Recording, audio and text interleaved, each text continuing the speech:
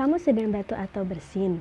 Tahukah kamu, saat kamu batuk atau bersin, terjadi pelepasan virus dan bakteri yang berasal dari pernafasan, baik melalui udara maupun cairan dari dalam tubuh kamu yang dapat menular pada orang lain loh.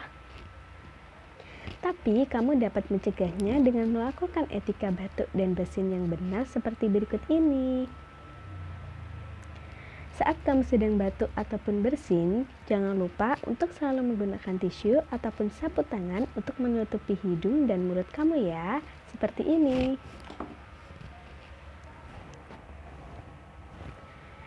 Lalu, buang tisu setelah digunakan dalam tempat sampah. Jika tidak ada tisu ataupun sapu tangan, kamu bisa menggunakan lengan bagian dalam kamu seperti ini.